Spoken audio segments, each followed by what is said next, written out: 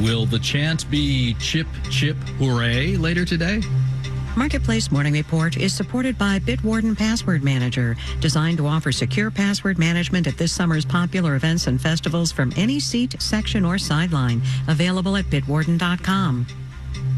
I'm David Brancaccio. NVIDIA was good at making very fast graphics chips for computer gaming that turn out to be great for artificial intelligence. The stock has skyrocketed in the world of ChatGPT, Gemini, and Bard. But investors have noticed that the actual profits from AI have tended to lag the excitement about AI. Today, NVIDIA will release its profits, and we'll see how much of this underlying hardware AI companies are still buying. Marketplace's Nova Safo is here with more. Well, they're buying a lot, and we've already heard from Alphabet, Meta, Microsoft, and Amazon, all reporting strong revenue growth. But Meta has seen their share, all but Meta of those companies have seen their share prices decline, though, over the last month. And that's because the bar for AI revenues is very high. Companies that might stand to benefit from artificial intelligence advances have seen their valuations skyrocket this year and last. And no company has benefited more than NVIDIA. Now investors are waiting to see results from its latest quarter. The chipmaker has had exceptional sales growth, previously reporting a tripling of revenues. That's likely slowed to a doubling, which would be the envy of most companies. But here we are wondering, David, if it's enough for Wall Street. Any tips, Nova, on what to listen for today from NVIDIA? Absolutely. One key thing is how much they're spending to ramp up production of their advanced chips, because right now they can't make those chips fast enough. Also, there have been reports that NVIDIA is behind schedule in releasing its latest generation chips, so we're waiting to hear more about that. The trick is that NVIDIA's market value is currently at $3 trillion, and it's got there fast, so it has a very strong effect on the S&P 500, David, and any slight perceived surprise in its earnings report at this point could move markets quite substantially. So we're waiting to see about that. Yep. In the woulda, coulda, shoulda category, if you had bought NVIDIA the day after New Year's, that money would have gone up 166% as of right now. Dow and S&P futures are up slightly this morning. NASDAQ futures are up by less than 0.1%. Let's see, there's your electricity budget, there's gas, rent, and if kids, the Lego budget. There's news Lego revenue shot up 13% in the first half of this year. Lego tied to the video game Fortnite is a big part of this. Lego sales were more tepid in China.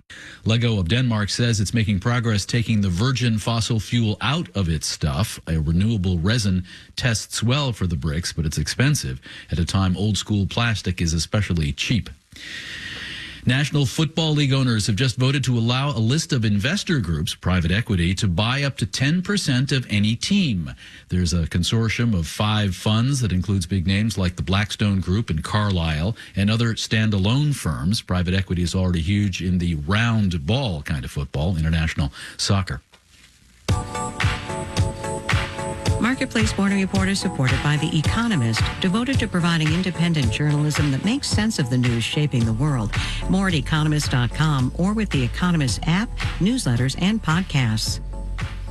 It is August 28th. My colleague, special correspondent Lee Hawkins, has been exploring how this date keeps showing up at turning points in the civil rights movement and in his own family. August 28th is part of our economic history as well. Lee, welcome. Hello. The 28th, I mean, that's Dr. King's I Have a Dream speech delivered on the Washington Mall, 1963.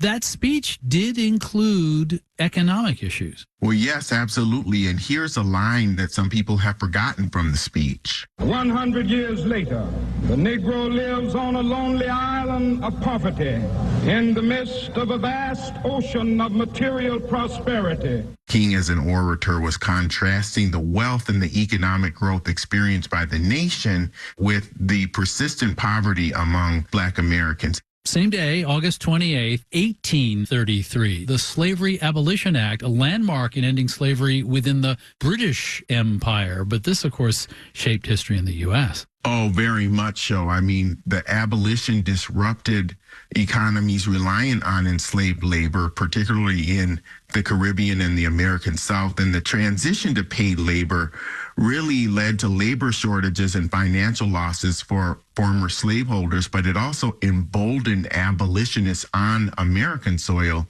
to see what was possible. And here it is again, August 28th. This time the year is 1955.